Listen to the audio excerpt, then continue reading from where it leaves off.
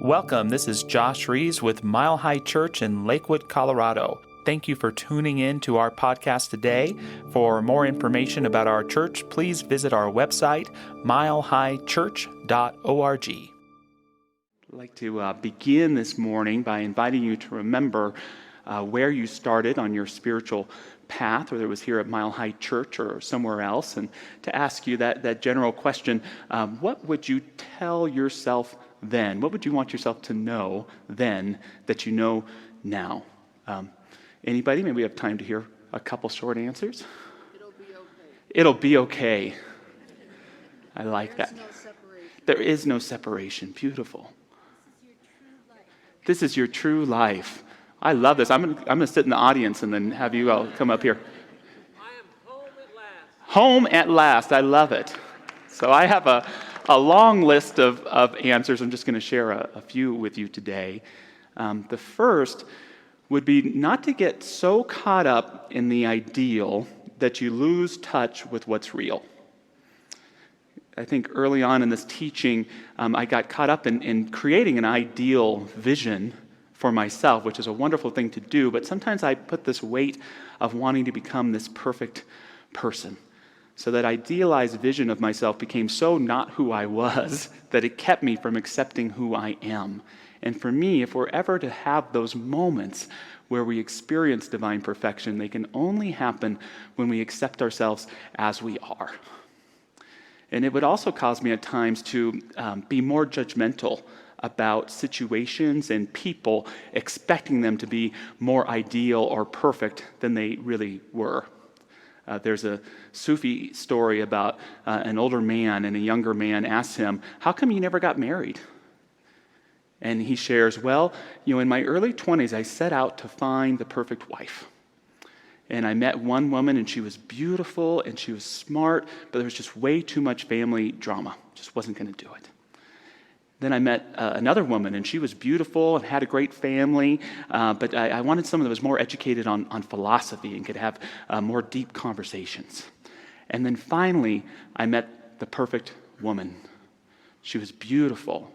She had a wonderful family. She was brilliant." And the younger man asked, "Well, what happened?" And the man says, "Well, there was one problem. She was looking for the perfect husband."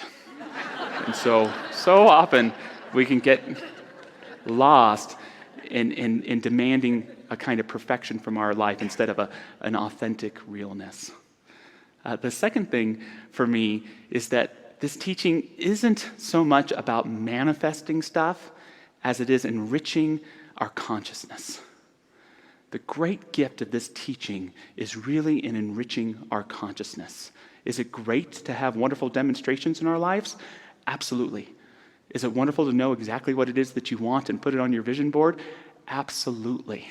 But I have ultimately found that the byproduct of a deepening consciousness is these incredible blessings that were directly in tune with my imagination, or even better than I could have ever imagined.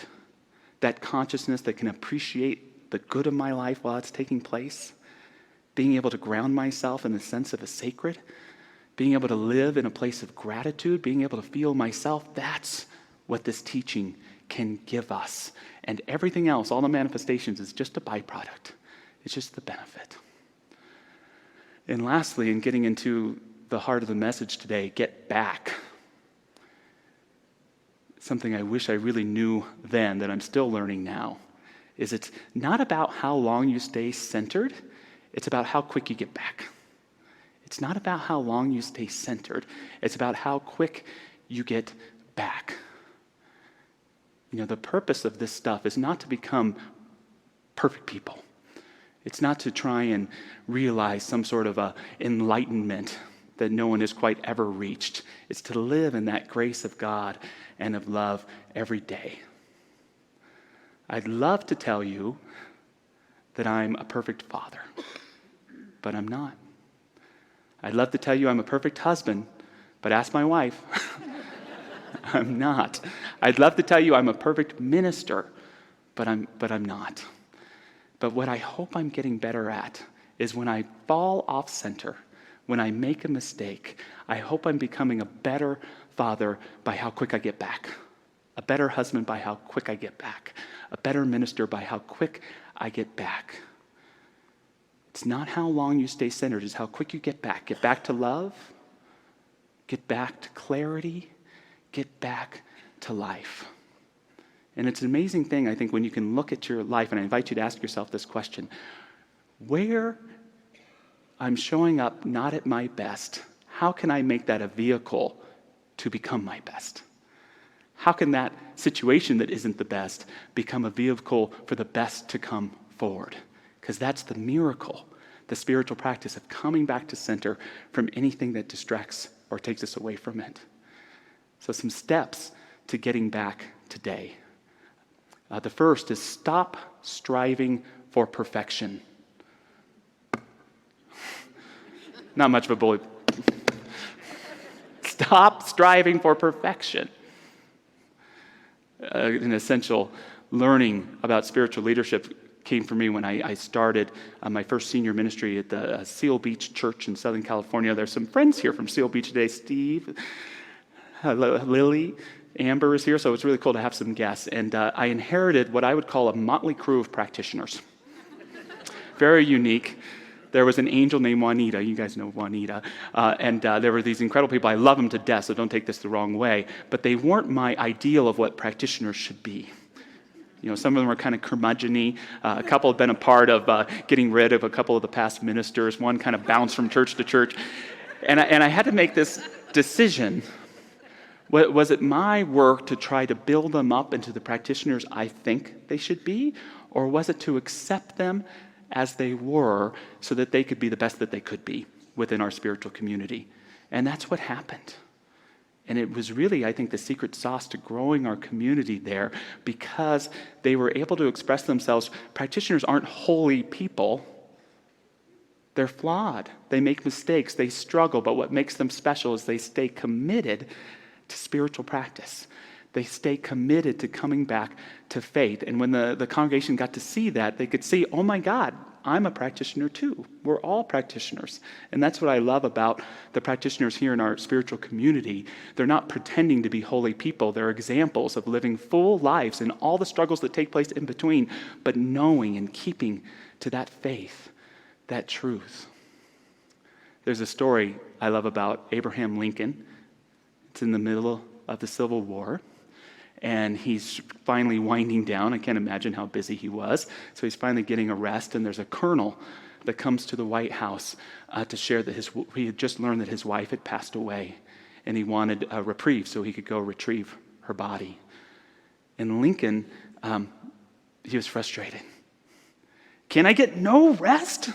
Must I be bothered with all things at all time of the day? When will I get a break? I just can't do this right now. And the man had to go home, and you can guess Lincoln probably didn't get a very good rest. But I don't know about you, but I resonate with him a little bit. You know? Do I have to get a text message when I'm eating my cereal? Ugh. Do I have a sign around my neck that says open 24/7 for anything to talk about? You know, and it's good to have those boundaries, those self-care boundaries. So that's why that voice is okay when it comes up to listen to. Am I taking care of myself? And yet, there are those situations of heart that call us to do God's work and not just our own work. And the beautiful part of the story for me is that the very next morning, Lincoln, hat in hand, is at the man's door. I was a brute last night. How can I help? It's not about how long you stay centered. It's how quick you get back to love, back to clarity, back to life. I love the famous quote from C.S. Lewis. We all want progress, but if you're on the wrong road, progress means doing an about turn and walking back to the right road. In that case, the one who turns back soonest is the most progressive. And that, for me, is the statement about Lincoln's leadership that's so powerful, is it didn't take a week, or he didn't try to make himself right. He admitted his mistake. And the question for us isn't don't make mistakes. It's how quick can you come back to center when you do. And there's something powerful about that center. When we do leave it for a while, when we come back with greater clarity, it's enriched. It's deeper. It has something new and alive for us. The worst thing that we can do is to pretend to be centered when we're not. And anyone ever try that? I just have to be honest with myself. Yes, I'm whole, perfect, and complete, but right now I'm a whole, perfect, and complete mess. I know I'm a licensed practitioner, but right now I feel like a licensed whack-titioner. I'm centered, all right, in paranoia and fear. The only thing I'm clear about is how confused I am right now. There's something about that admission, see, that creates that doorway, that passageway to get back to center, back to who we are, back to where we belong. Second tip, stay close to your source. Stay close to your source. I know I'm saying don't pretend to be centered when you're not, but know that center is always there. You're not feeling your meditations too full of distractions? Meditate anyways. You're doing your prayers and you don't believe the words that are coming out of your mouth or in your mind? Say them anyways. Better than not praying at all. Those things that usually help you remember, those things on your altar or in a beautiful song that make you feel better, they're not making you feel good still. Surround yourself with them. I was walking our beautiful labyrinth that we built in May this week. How many of you have walked it? You got an opportunity right when you get outside the door, beautiful labyrinth there. And as I was walking it, I was deeply reminded that life for me is not a straight line. It's not linear in the sense of having a beginning, a middle, and an end. It's like a spiral. It's like a circular motion. It's like a labyrinth. And the power of the labyrinth for me is the moment you walk into it, you're drawn in by that center. There's that center of who we are. And for me, that's life. I'm either walking closer to that center and remembering who I am, or I'm walking away from it and kind of forgetting who I am. But you know what? The center's always there. That's the beauty. The center is always there. So that when I walk into the center of the labyrinth, I'm remembering and having an experience of who I really am. And when I'm walking away from it again, I'm actually carrying that center with me. Stay close to your source. That's why we're trying out for the summer these spiritual practices here, where we have the chapel open for meditation through Thursday, and we have yoga, which isn't super hard, pretzel moving around yoga, but just movement, and Tai Chi on Thursdays. It's to help us utilize this place like a spiritual gym, so that we can stay close to our center. So whether you do your spiritual practice at home or in nature or here, stay close to your center. Because when you need it, it will reveal itself to you. Mother Teresa, or Saint Teresa now as of 2016, tells the story of being in Calcutta, where she started an orphanage, and she runs into a malnourished girl on the street. And she brings her to the orphanage, and they feed her, give her some toys, create a nice bed, and she keeps leaving. They find her again, one of the sisters, they bring her back, she eats, and then she's gone again. And so finally, Mother Teresa says, follow that girl, let's see where she's going. And they find where she's going, and they get Mother Teresa, and she goes. And there's this little girl with this woman who's living between two trees in a park, making really meager food on two stones. Mother Teresa questions the girl, how is it that you would not stay with us? You had so many beautiful things in our home. The girl answered, I cannot live without my mother. She loves me. And Teresa realizes that this girl is experiencing an amount of love outside of the material good of her home than she was in the home. And Teresa shares, while the child was with us, I could scarcely see a smile on her face, but when I found her there with her mother in the street, they were smiling. And there's a message in there, I think, for all of us, that as much as you may be striving for material good, there's also that inner child within us that wants to be close and rooted in love, close to its source. As much as you may be out there climbing the ladder of success and good for you, recognize how important it is to keep your feet on the ground and stay rooted to that which reminds you of who you are, that makes you feel at home. Because in those off moments, and they will happen, to know that center is there nurturing us even when we don't know it, gives us the faith and the strength that we need to move forward in our lives in more powerful in constructive ways. The third tip for us today is let this error be a medium for a miracle. Let this error be a medium for a miracle. There's no struggle in relationships in my life that has not been solved by getting back to love. There's no fear that hasn't been overcome but by getting back to faith. No distrust, doubt that hasn't been overcome by getting back to trust. And so when we're in those off-center places, remembering that which brings us to center brings forth a new kind of miracle in our lives. How many of you, show of hands, if you're willing to participate, are in an active romantic partnership, married or with a partner? Okay, you keep raising your hands. How many of you have arguments? Okay, how many of you have a lot of arguments? How many of you were arguing this morning? Yeah, this is great. This is good. Opening up. Yeah, my wife and I, we argue a lot. We've been together for 10 years. We've been married for 5 years. And I don't know if you figured this out. Maybe it's just true for me. But you ever realize that, yes, the scenery and the characters and the situations change, but basically it's just the same argument over and over and over again? It's always about one of us not feeling loved or supported or heard or understood. And usually the solution to the pragmatic problem is a pragmatic answer, but there's something deeper. And what I've been able to learn, and I think it's true in most of our partnerships, is it's a question of who's going to get back to love first. Which one of us is going to get back to love first and invite the other back in? Because it's always the answer. It's always been that way in my relationship. When we get back to love, then there's that mutual appreciation that then gives us the common sense that we need to address whatever issue is happening. So I would invite you today to think about anywhere in your life where there may be a struggle, a challenge, and to ask yourself, what am I being called to get back to? And who knows, maybe this challenge is a vehicle for a miracle to take place. Maybe this mistake that I've made is an opportunity to become a better person. One more story for you today from St. Francis of Assisi. I love St. Francis, great spiritual teacher. Doesn't always mix well with our teaching because he took a vow of poverty. He was an ascetic, and we're an abundant people. Prosperity, bring it on, more.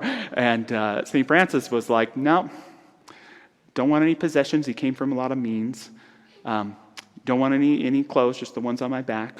Don't want to buy food, just want to ask for it. And so, if we're talking to St. Francis, we're saying, well, don't you know you live in an abundant universe? And he would say, yes, but this is how I experience that abundant universe, by living in full faith and trust in God. And St. Francis is known as the saint of animals, not because he had a lot of pets, but because he was known to give sermons to the birds. He felt so spiritually connected that he would share that sense of presence wherever he was. And there was one evening where all the Franciscan monks, this early order of them, they were all sleeping in close quarters and they were fasting.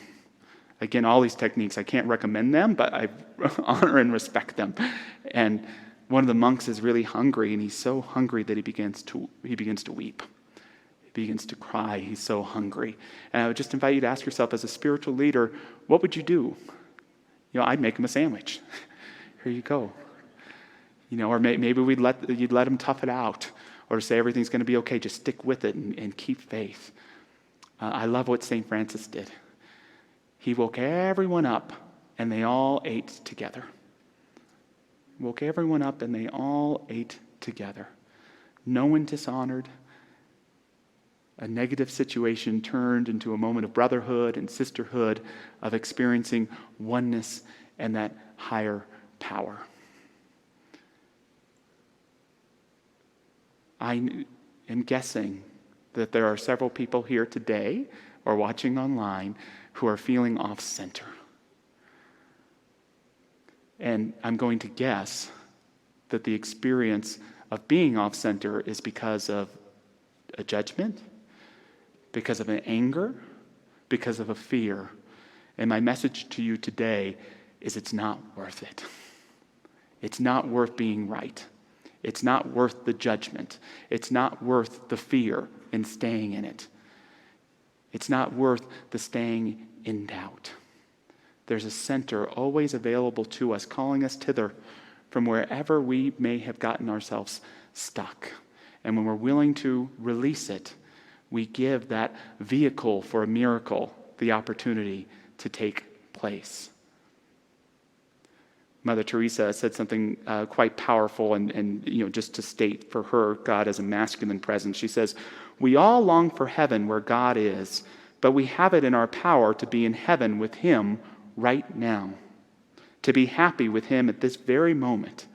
But being happy with Him now means loving like He loves, helping like He helps, giving as He gives, serving as He serves, rescuing as He rescues, being with Him 24 hours a day, touching Him in His distressing disguise."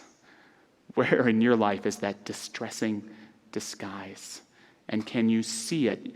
Not sugarcoat it, it's a struggle, but to see it as your opportunity to get back to center.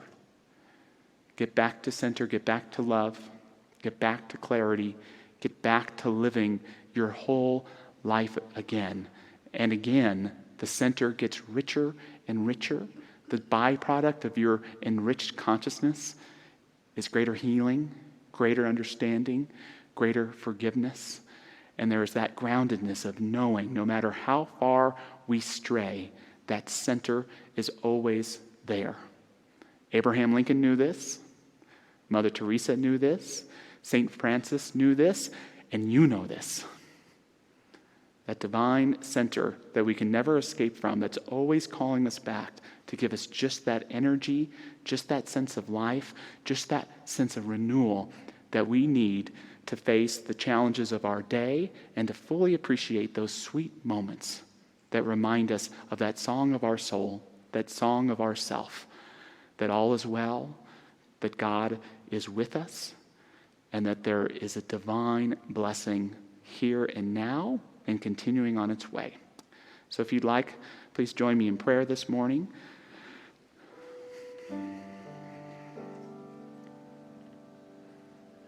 Just declaring that this moment is a divine moment.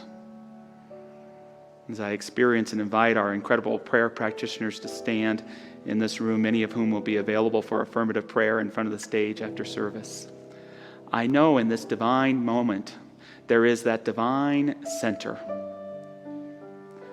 which holds everything without holding anything back, that is always available to each and every one of us and rejoices when we place ourselves at its core. What a blessing it is to know that I am always anchored in this divine peace, no matter how far I drift. I am always anchored in this divine love, no matter how much or how far away I may seem from it. That divine center pulls us back in. And as we practice trust, as we practice love, as we give up the need to be right and accept the beautiful mystery of life, its blessings reveal themselves to us in incredible ways. So opening up, even in what may seem the largest struggle, to a greater blessing, to a brighter dawn, to a deeper peace. I know that life can go in so many directions, and yet there is that directionless first and eternal cause that always holds us to heart and always invites us back no matter how we stray.